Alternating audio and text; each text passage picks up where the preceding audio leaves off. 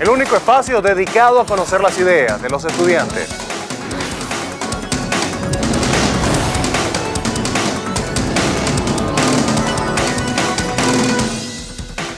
¿Qué tal, amigos? Sean todos bienvenidos a un nuevo encuentro con los estudiantes. Las redes sociales poco a poco han ido invadiendo nuestras vidas a tal punto que parecieran una herramienta imprescindible para nuestra cotidianidad y ha ido satisfaciendo poco a poco nuestra necesidad básicamente de información, de estar informados. Esa adicción pudiera llegar a enfermarnos, esa visión de las redes sociales, esa necesidad de estar constantemente informado pudiera llegar a alterar nuestra salud. Es el tema que vamos a estar discutiendo y debatiendo el día de hoy, las redes sociales. Para ello tenemos un grupo de estudiantes, se los presento inmediatamente. Comenzamos con Gustavo Atencio. Él es estudiante de Filosofía en la Universidad Central de Venezuela, presidente del Centro de Estudiantes de su escuela. Daniela Brito, estudiante de Estudios Políticos en la Universidad Central. Y por último, Luis Carlos Renaud, estudiante de Derecho en la Universidad Santa María, miembro del Centro de Estudiantes de Derecho, a quienes les damos la bienvenida. También tenemos un invitado bien especial que nos va a estar acompañando a lo largo de todo el programa, asesorándonos precisamente en este tema, las redes sociales. Allí lo tenemos en pantalla y le damos las gracias por habernos acompañado el día de hoy, aceptado la invitación. Es el doctor Roberto Debris, psiquiatra, comunicador social, experto en imagen y poder y terapia conceptual, a quienes les damos la bienvenida. Vamos a comenzar con el doctor Debris para que nos introduzca un poco en este tema. Sacando parte de cómo él concibe esta situación con las redes sociales, el doctor Debris dice que quienes se vuelven adictos a redes sociales como Twitter o Facebook muestran conductas compulsivas y obsesivas, y aclara que las mismas son generadoras de trastornos en los hábitos. Doctor Debris, buenos días. Las redes sociales, Twitter y Facebook, por nombrar las dos más importantes, o al menos las más utilizadas en nuestro país, ¿pueden llevarnos literalmente al psiquiatra? Buenos días, bienvenido. Buenos días, encantado. Realmente llevan mucho ya al psiquiatra, sobre todo en niños y en adolescentes e inclusive en algunos adultos, porque cuando la gente dedica muchísimo tiempo a las redes sociales y deja de hacer, que es el criterio básico, cuando la gente deja de hacer lo que debería estar haciendo en una vida normal, ya eso debe llamar tanto la atención de la misma persona como de las personas que acompañan y conviven con ella, sean padres, sean pareja, sean otro elemento que viva, y entonces ahí es donde llama la atención.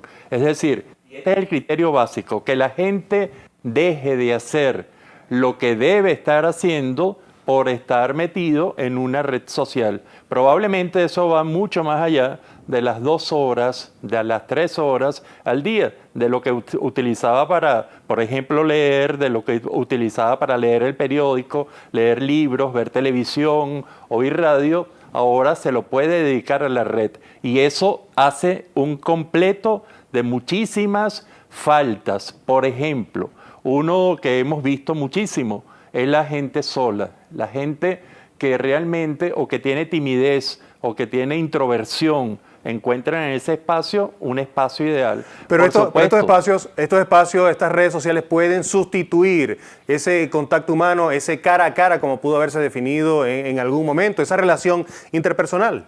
No la sustituye, pero la va a acompañar, va a ser una compañía para muchas de esas personas. Y uno de los problemas crecientes en este mundo, y no es nuevo, es la soledad de las grandes concentraciones. La gente se siente mucho más cómoda diciendo cosas, y sobre todo si aquí se le permite un seudónimo. Entonces hace lo que nosotros llamamos la salida, la catarsis, la puede hacer a través de una red, lo que no se atrevería a hacer de manera normal y corriente en una relación cara a cara. Por supuesto, nada sustituye a ese cara a cara, a esa relación humana. Así es. Por un lado, dependiendo cómo se utilice, pudiera ser bien utilizada o mal utilizada. Según lo que acabamos de escuchar del doctor Debris, incluso para las personas que pudieran considerarse solitarias, puede acercarlos a un grupo de gente similar o a un grupo de gente para paliar un poco esa soledad que pudiera sentir en este mundo. ¿Están ustedes de acuerdo con lo que se está planteando? ¿Pueden acercarnos las redes sociales o por el contrario nos están deshumanizando? Bueno, eso hay que analizarlo porque por un lado las redes sociales comunican a las personas a estar más cerca, pero por otro lado, a las personas que tienes cerca, a tu lado, cara a cara, las separas. Entonces, desde ese punto de vista, es contraproducente, porque por un lado te acercas y por otro lado te separas. Y es objeto de estudio de diversos tipos de universidades. Por ejemplo, la Universidad de Maryland en Estados Unidos hizo un estudio en un grupo de estudiantes y se les preguntó si podían estar un día sin redes sociales. El resultado del estudio fue de que frases como adicción, frases como no puedo vivir sin las redes sociales, fueron lo que resultó de ese estudio. Pero se puede vivir sin las redes sociales. Vivir. O sea, no hay que ser tan alarmista con esta situación, sino que hay casos particulares en donde cuando ya sustituyes el contacto cara a cara nada más por las redes sociales, ya es contraproducente. Ya no es lo mismo eliminar el contacto cara a cara con una persona a estar todo el día en una red social. Bueno, yo opino que las redes sociales son un implemento muy importante hoy en día, pero también hay que ver la manera en cómo uno las utiliza. O sea, una persona que está todo el día en una red social y aparta a lo que se dedica diariamente, ya obviamente es contraproducente, pero también es una herramienta que nos ha ayudado a muchas personas que, por ejemplo, tenemos familiares al exterior, a comunicarnos con esas personas. Nos ha acercado a personas que realmente tenemos lejos geográficamente. Bueno, como toda herramienta bien utilizada produce muchos beneficios, pero ¿cuándo entonces se deben encender las alarmas? ¿Dónde está ese límite donde un momento, ya la cosa como que se empieza a salir de control y empieza a afectarme personalmente? Yo lo veo de un punto de vista muy diferente. El hecho de que tú elimines las condiciones espaciales no tiene que ser de todo contraproducente, como lo han expuesto mis dos compañeros. ¿Por qué?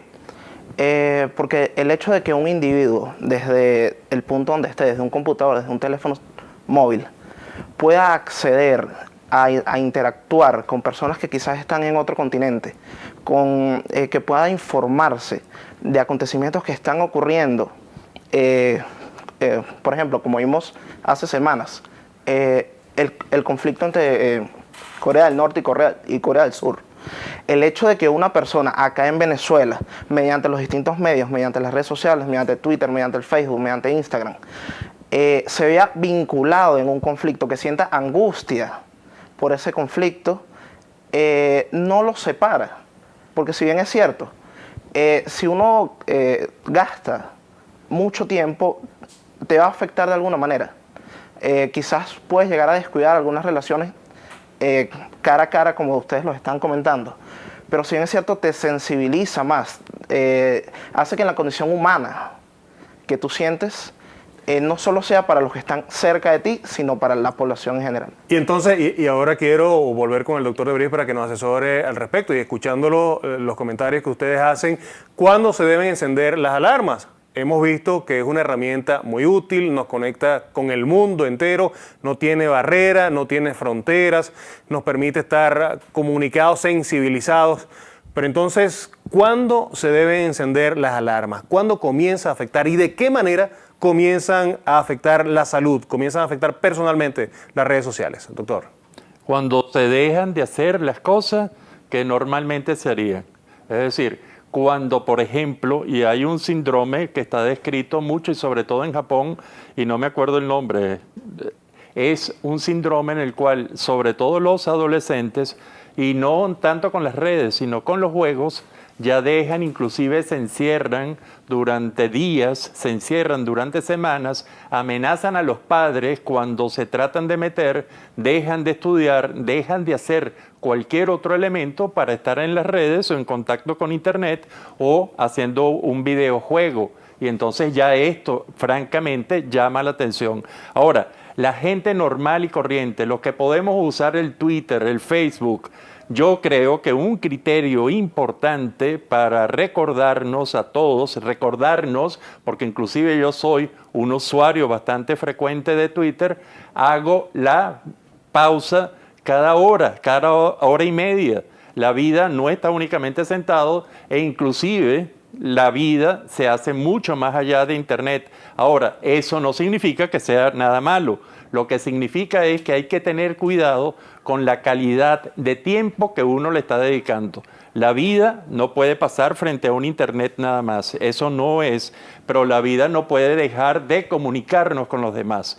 Y entonces, bueno, ahí llegamos a ese punto medio porque las redes son un poder y como poder hay que manejarlo. Son herramientas que deben estar al uso de la gente, no la herramienta usándonos a nosotros para eso. Y eso es básicamente el criterio. Por ejemplo, los padres deben estar muy vigilantes de darles unas alternativas si ven que ese niño está usando el internet todo el tiempo. Exacto, y ya le vamos, y doctor, permítame que lo interrumpa, Claro. Vamos a hacer una pausa y en la próxima parte creo que entremos un poco en esa parte, en ese aspecto.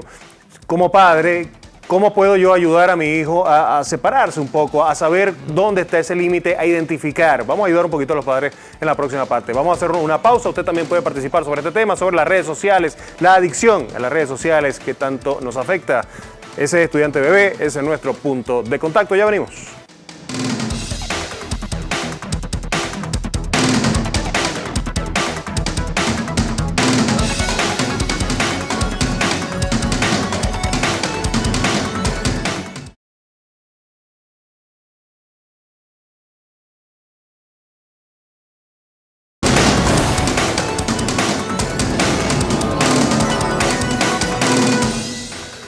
Continuamos el encuentro con los estudiantes. Hoy estamos hablando de las redes sociales. ¿Cuánto tiempo pasa usted pegado al computador? Salimos a la calle y le consultamos a nuestros televidentes.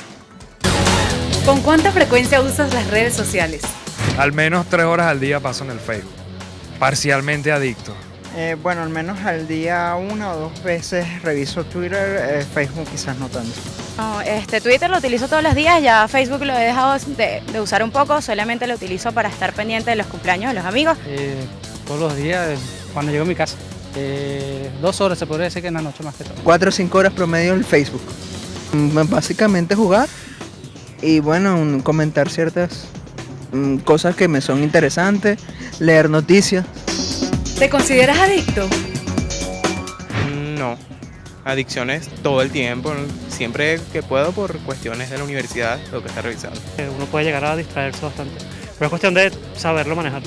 Estamos en el trabajo, estamos en cualquier parte y estamos adictos al teléfono, no nos despegamos de allí. A veces ni miramos por dónde caminamos porque estamos con el teléfono en las manos. Fue lo que nos dieron en la calle. Sin embargo, aquí en el estudio, Gustavo nos confesaba que estaba 15 horas frente a un computador. ¿Te consideras adicto? Más que un adicto a estar en las redes sociales, me considero un adicto al hecho de estar informado. Y en eso se han convertido las redes sociales, o por ejemplo ese es el uso que más se le ha dado aquí en Venezuela. El hecho de buscar esta información es lo que te hace entrar a Twitter, es lo que te hace interactuar con ciertas personas. El hecho de la proximidad, que tú te puedas saltar las estructuras, de que tú con un tweet puedas acceder a historiadores, a artistas, caricaturistas. El hecho de que esas estructuras que antes por los medios tradicionales no eran posibles, las redes sociales te lo han dado. Y para mí eso es una gran ventaja. Sí, por supuesto, y hay que utilizarla adecuadamente. Recientemente se publicó un trabajo especial con la psicóloga y conductista María Lander de Peraza.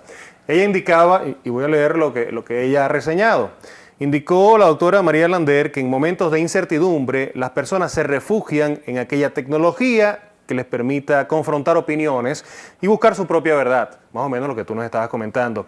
Sin embargo, alertó que la única manera de controlarlo es aprendiendo a utilizarlo con sensatez. Somos los venezolanos, son los jóvenes venezolanos, saben cómo utilizar esta herramienta con sensatez. ¿Qué significa, en todo caso, utilizarla con sensatez? Bueno, Daniela. yo considero que es tener conciencia del uso de las redes sociales. Por ejemplo, como decía mi compañero, las redes sociales te informan. Tú puedes saber lo que está pasando en el mundo. Un ejemplo claro es de nuestra compañera cubana, Joanny Sánchez, que sería de ella si no tuviese las redes sociales, que usa el blog y Twitter para informar su situación en Cuba. Pero también vemos personas que no solamente lo usan para informarse, sino por vicio, sino que pasan todo el día leyendo lo que escriben los demás, informaciones que realmente no son relevantes, solamente que ya están adictos a lo que es una red social. Pero ¿qué es utilizarlo con sensatez? ¿Qué consideran que es utilizarlo con sensatez, Luis Carlos? Utilizarlo con sensatez es ¿Es creer todo lo que está publicado en Twitter? No creer todo lo que está publicado, sino utilizarlo con sensatez es no dejar de hacer cosas de tu vida para dedicarte a unas redes. Comparto todo lo que dicen mis compañeros de que es un medio de información, eso es indiscutible. Pero también está el punto de que ver tantas noticias negativas pueden deprimir a la persona. Ver todo el día una noticia de índole económico, social, político, puede hasta deprimirte. Entonces, por un lado te puede informar, te puedes enterar de todo lo que pasa en el mundo, pero por otro lado puedes perjudicarte a ti y tus sentimientos. Puedes informarte o incluso puedes llegar a desinformarte, porque si comienzas a creer todo lo que aparece publicado, pues vas a tener una confusión, tal como nos dice Luis Carlos, y qué saber qué es verdad y qué no es verdad. Ahí es donde entra la situación. Pero Luis Carlos nos planteaba algo, ¿no? Nos puede llevar hacia la depresión. Y ahora quiero consultarle al doctor Debris. ¿Puede ser considerada una patología? ¿A dónde nos puede llevar esta adicción o este uso excesivo de las redes sociales como Twitter o Facebook? Nos puede llevar incluso hasta la muerte. Hay algunos analistas que dicen que no. Por ejemplo, le comento el caso de Luis Carlos Díaz, quien es coordinador de comunicación y redes del Centro Gumilla. El doctor Luis Carlos destacó que la ansia informativa en momentos de alta tensión o en momentos de crisis afecta a las relaciones personales, pero aclaró que esto forma parte del proceso de domesticación y negó que pueda conducir a una enfermedad. ¿Está usted de acuerdo? ¿No nos llevará a ninguna enfermedad o sí nos puede llevar incluso a extremos como la muerte, doctor? Sí, en eso hay una polémica mundial ahorita, inclusive se va a presentar ahorita en lo que es la discusión de la clasificación de enfermedades mentales, lo que se conoce con el DSM-5, en donde no va a aparecer la adicción a las redes como una enfermedad. Y esto yo creo que es llamativo. Ahora, hay quienes pensamos que esa adicción a las redes puede ser, en caso de ser patológico, una manifestación de alguna otra enfermedad. Es decir, si una persona tiene una bipolaridad y está en el polo excitatorio y encuentra en la red la forma de drenar, de hacer manifestación, probablemente pase muchísimas horas. Otra persona, las personas ansiosas, y entonces puede ser un síntoma que acompañe, al igual que otros síntomas, y no podemos hablar de que es una enfermedad. Ahora, si por ejemplo... Pero, disculpe que lo interrumpa, no es una enfermedad por definición o por consenso entre los especialistas. No, si pudiera llevar ahí donde está la discusión. A estados de quienes excitación. Piensan que sí es una enfermedad y que tiene una nosología especialísima, tiene todo un conjunto de síntomas, y hay quienes pensamos que es un síntoma que puede acompañar a múltiples enfermedades. Y entonces ahí es donde viene la discusión, pero yo no creo que eso es lo importante. Yo creo que lo importante es evaluar cada caso, que los padres estén pendientes, porque es mucho más fácil, igual que se hacía con la televisión, poner al hijo a ver televisión, está seguro aparentemente dentro de todo esto y uno no lo cuida más. Si un niño, si un adolescente está mucho tiempo, porque hay otras cosas que inclusive nuestros amigos estudiantes han nombrado y debo estar de acuerdo, que es la necesidad de información. La necesidad de información es tan importante que para mí es un instinto.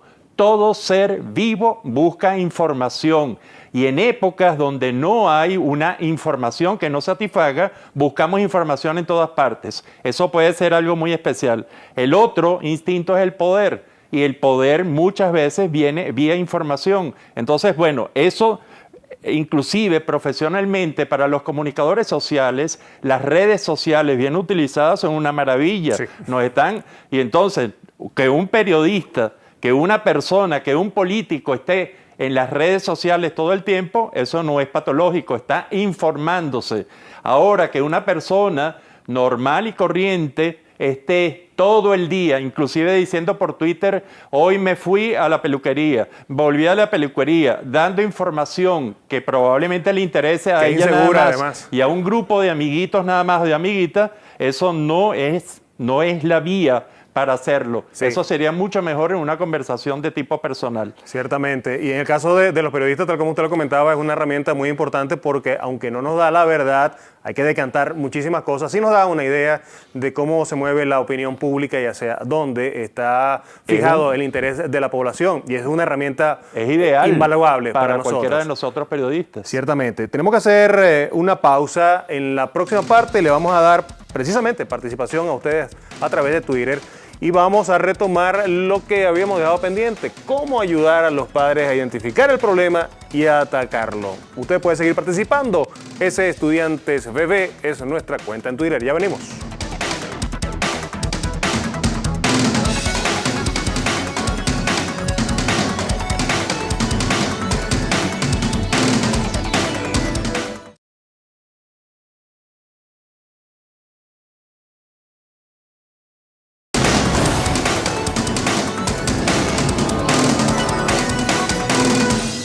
Entramos en la parte final de Encuentro con los Estudiantes y vamos a conocer cuál es su opinión a través de Twitter, precisamente. Para María Gabriela Mayer, las redes sociales causan adicción. Hay personas que pierden la capacidad de socializar, son casi esclavos de los equipos, nos dice María Gabriela. Yo a esto digo, el hecho de cómo las personas interactúan entre sí, no es un tema que sea nuevo en la discusión. Gente como McLuhan, gente como Kierkegaard, ya en el siglo XX lo estaban discutiendo, de cómo los avances en la tecnología afectan la interacción entre las personas. Efectivamente, este medio va a hacer que la forma de interactuar unipersonalmente cambie y quizás no para peor. Simplemente tenemos que adaptarnos a lo diferente. Alejandra también nos escribió el día de hoy. El medio virtual nació para poder dar respuestas rápidas e inmediatas sin tener que tener un contacto cara a cara. Prácticamente lo que nos está diciendo es que sustituye el contacto cara a cara. ¿Estás de acuerdo, Daniela? No estoy tan de acuerdo con que tengamos que sustituir la relación interpersonal, pero sí estoy de acuerdo con que es una herramienta que nos ha ayudado bastante a estar informados de una manera rápida y eficaz. Max Albaca. Las redes sociales han influenciado positivamente, han permitido que los jóvenes se interesen más por los problemas sociales y políticos, estén como que más conectados a la realidad que los circunda, ¿no, Luis? Sí, indudablemente que a las personas que no les interesa la política, al ver en su Twitter, en su Facebook, puros mensajes políticos, se ven obligados a interesarse. Pero quiero destacar que los mejores momentos de la vida son fuera de las redes sociales. Eso es indiscutible. Una computadora no va a sustituir el contacto cara a cara. Y solamente hay que preguntarse también si es solamente a los jóvenes quienes afectan este tipo de adicción. Porque también hay personas adultas que se ven envueltas de manera adictiva a las redes sociales. Ciertamente. Por último, José Parra nos comenta que las redes sociales no han sustituido las relaciones cara a cara del todo, pero sí se ha incrementado. Hemos permitido que la tecnología nos manipule. Y esta pregunta se la hago a los tres. ¿Nos están manipulando? ¿Estamos siendo absorbidos nosotros por la tecnología? Bueno, no creo que estemos siendo absorbidos en su totalidad, pero hay un gran porcentaje de personas que en realidad sí están mucho tiempo en las redes sociales y sí se ha disminuido ese contacto cara a cara, como ya lo hemos mencionado antes. Vamos a cerrar este programa con el doctor Debris y para que nos comente ¿qué indicaciones darle a los padres? Una vez que se ha identificado que se pasa mucho tiempo frente a un computador, frente a las redes sociales, ¿cuál es la mejor manera de sacar de esa rutina a esa persona? Darle atención al niño, es decir, prestarle atención, ver lo que está haciendo, compartir con él, por supuesto respetándole determinadas zonas de intimidad y privacidad, pero saber qué le interesa, aprender a estar con el niño. ¿Para qué? Para no dejarse sustituir por una fría pantalla, que aunque diga muchas cosas y aunque le sirva para mucho, no va a sustituir ese abrazo, esa conversación. Vea los temas que está trabajando, vea que le inquieta y no le tenga miedo. Converse, dialogue con ese muchachito, con esa muchachita. Si usted encuentra que realmente no puede manejar el problema, acuda a un especialista. Acuda al especialista, plantéele el problema y probablemente entre ambos, entre especialista y usted, va a encontrar la solución. No podemos echarle la culpa a las redes de nuestras fallas. Y nosotros tenemos fallas, muchas afectivas, muchas por miedo a que nadie nos enseñó a ser padres. Y entonces tenemos que enfrentar eso y enfrentarlo con mucha valentía. Yo, por ejemplo, le agradezco a Twitter que Twitter me cambió la forma de pensar en cuanto a pensamiento. Pensar en 140 caracteres necesita de mucha concentración de pensamiento para ser bueno. Y eso es un aprendizaje que uno tiene que hacer. Es decir, ese muchachito, esa muchachita no se puede alejar de ese mundo. Sería crear una cosa extraña dentro de los grupos de pares. Pero el amor de cada uno de ustedes, la atención, no va a sustituirse. Y esto yo creo que es lo más importante de todo. Bien, yo quiero agradecerle su presencia, doctor De Vries, y al igual que de ustedes el día de hoy. Yo quiero cerrar brevemente con una frase que me gustó mucho, que la dijo Luis Carlos. Las mejores cosas de la vida están fuera de las redes sociales, están lejos de una pantalla, así que aprenda a disfrutar. Y tal como decía el doctor De Vries, hay que estar bien atento, sobre todo con los niños, para precisamente motivarlos a vivir al aire libre. A ustedes gracias por habernos sintonizado, gracias por haber participado a través de ese Estudiantes Bebé. Nos vemos la próxima semana.